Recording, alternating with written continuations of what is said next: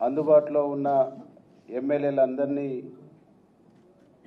ఇక్కడ పిలిచి రాష్ట్రంలో జరుగుతున్నటువంటి బీఆర్ఎస్ బీజేపీ చేస్తున్నటువంటి అసత్య ప్రచారాల మీద మాట్లాడుతున్నటువంటి క్రమంలో వితిన్ ద పార్టీలో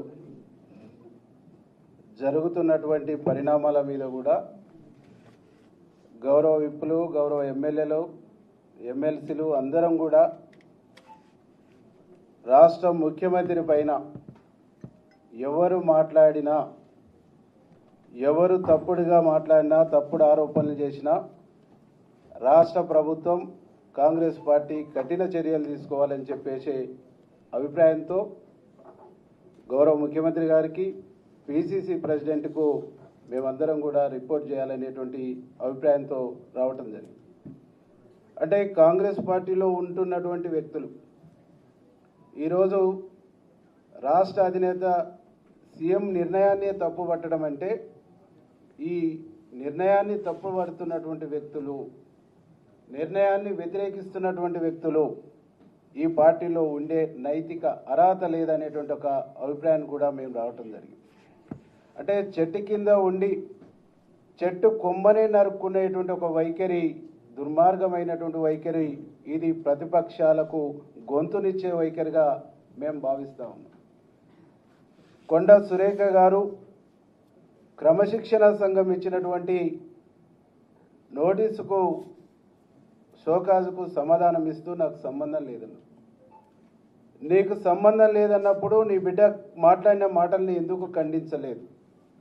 ఎందుకు నువ్వు క్యాబినెట్ మినిస్టర్గా, క్యాబినెట్ మంత్రిగా, కలెక్టర్గా, క్యాబినెట్లో ముఖ్యమంత్రితో కలెక్టర్గా పనిచేస్తున్నటువంటి వ్యక్తులుగా ఖండించవలసినటువంటి బాధ్యత నీ పైన ఉన్నదా లేదా అని చెప్పేసి ఈ సందర్భంగా మేము అడుగుతాం. మీరు చేస్తున్నటువంటి తప్పుల్ని, మీరు అనుసరిస్తున్నటువంటి తప్పులకు, మీరు మాట్లాడుతున్నటువంటి తప్పుడు భాషకు ప్రభుత్వం, ముఖ్యమంత్రి మూల్యం చెల్లిస్తుండ్రు. కానీ మీరు మాత్రం ఆ పదవిలో ఎంజాయ్ చేస్తూ మీ ఎంటర్టైన్మెంట్లో ప్రభుత్వానికి, పార్టీని ఇబ్బంది పెట్టేటువంటి ఒక ప్రయత్నం చేస్తున్నారు అనేటువంటి విషయాన్ని ఈ సందర్భంగా మేము గుర్తు చేయదలుచుకున్నాం. కాబట్టి సమంత విషయంలో మాట్లాడినా, ఏ విషయంలో మాట్లాడినా ఎప్పుడూ మీ భాష పార్టీకి తలనొప్పిగానే ఉంది, పార్టీకి తలనొప్పి తెచ్చేటువంటి విధంగానే ఉంది, పార్టీకి నష్టదాయకంగానే ఉంది, పార్టీకి నష్టం కొని తెచ్చేటువంటి విధంగానే ఉన్నది. కాబట్టి ఈ భాష మాట్లాడుతున్న, ఈ యాక్టివిటీ ఉన్నటువంటి వ్యక్తులపైన పార్టీ పిసిసి ప్రెసిడెంట్ గారు కానీ, ఏఐసిసి కానీ కఠినమైనటువంటి నిర్ణయాలు తీసుకోవాలనేటువంటి ఒక ఆలోచనతో మేము ఈరోజు మాట్లాడటం జరిగింది. మేమందరం కూడా ఒకటే కోరుతా ఉన్నాం.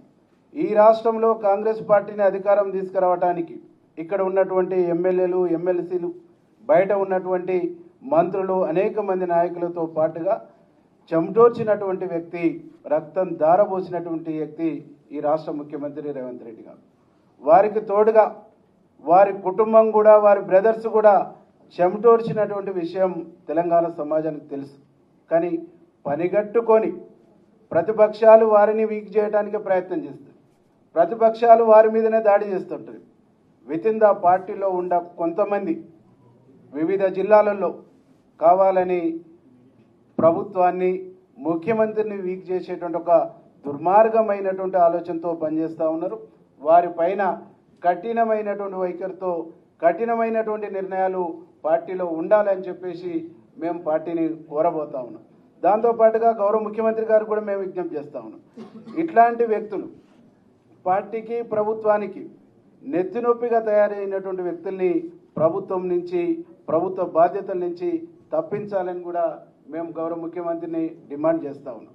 కాబట్టి ఎవరైనా పార్టీలో అంతర్గత ప్రజాస్వామ్యం ఉన్నప్పుడు పార్టీ వేదికలలో మాట్లాడుకోవాలి, సంబంధించినటువంటి వేదికలలో డిస్కషన్ చేయాలి, వారి అభిప్రాయాలకు సంబంధించిన వేదికలలో స్వేచ్ఛగా మాట్లాడుకునేటువంటి అవకాశం ఉన్నప్పటికీ కూడా ఆ స్వేచ్ఛ మితిమీరిపోయి మైక్ దొరికితే బదాట్ల ఛాయిస్ వస్తే ఊగిపోయేటువంటి నేచరు, ఊగిపోయేటువంటి వైఖరు అది ఎవరు ప్రదర్శించినా అది పార్టీ నిబంధనలకు పార్టీ నియమాలకు విరుద్ధమైనటువంటి చర్యగా మేము భావిస్తూ గౌరవ ముఖ్యమంత్రి పైన ఎవరు అసత్యమైనటువంటి ఆరోపణలు చేసిన వితిన్ ద పార్టీలో తప్పుడు పద్ధతుల్లో మాట్లాడినా ఏకవాక్యంతో సంబంధించిన పదాలు వాడినా కానీ ఉన్నటువంటి ఎమ్మెల్యేలు ఎవరు కూడా చూస్తూ ఊరుకోము అనేటువంటి ఒక విషయాన్ని ఈ సందర్భంగా మేము గుర్తు చేస్తాం.